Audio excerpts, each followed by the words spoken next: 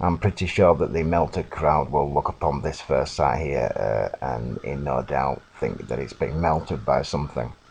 To me, it's just ash because the round pebbles that are formed within this wall, you could say that archaeologists have been and just patched it all together the best way they can, but it's that high that they can't have done.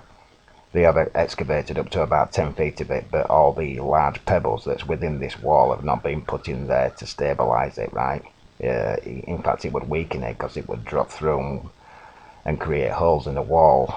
And a mixture of clay as well, which will have been smeared within a box section of wooden framing, which I think the large square holes are.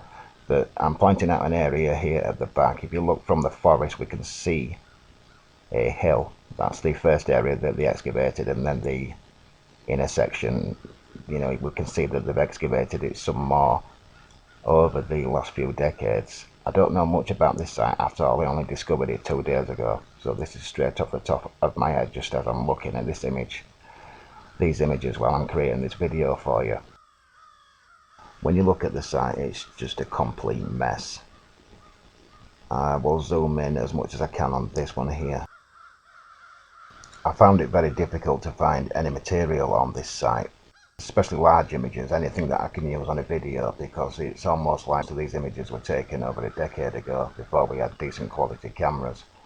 I have got a few though, which you can get a close look at these large pebbles that I mentioned at the start of the video. So if you can imagine having a standard wooden framing that you would smear something within it, it would all turn into these pebbles, wouldn't it, from flooding and some event like, volcanic ash or something like that, but mainly flooding. Maybe even some of these large pebbles that saw through its structure could have even been part of the actual framing, the skeletal framework. Wooden beams, and it's petrified, solidified from something. You would certainly need a skeletal frame to take all this weight. You couldn't just make a floor, multiple floors, 3 or 4 floors, and walk across a clay floor, could you? So that's just common sense. Something not too dissimilar to this site here, which is not too far from the archaeological site, the street where this person who took the photos must have stayed. If you look at the framework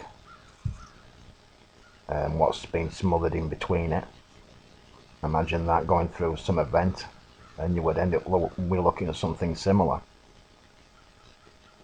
Just take a look at this next site here. I'm not sure where it is. I'll get back to you towards the end.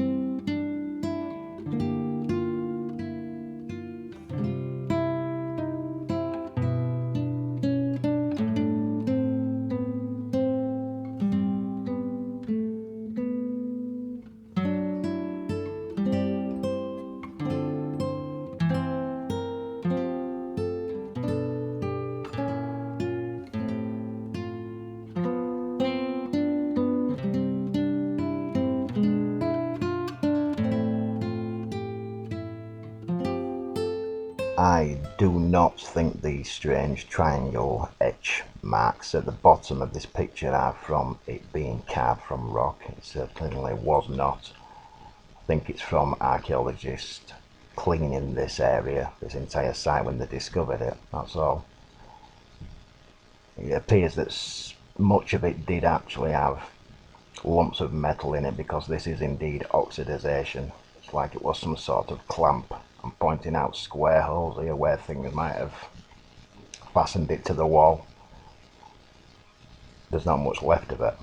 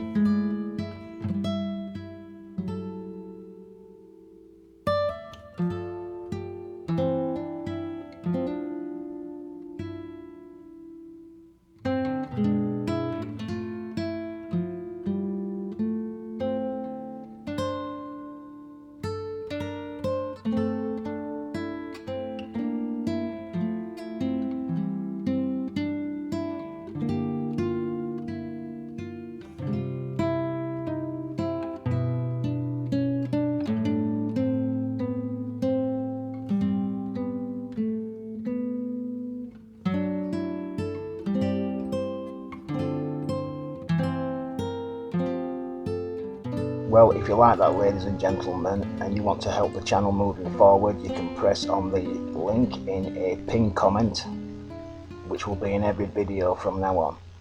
Thank you.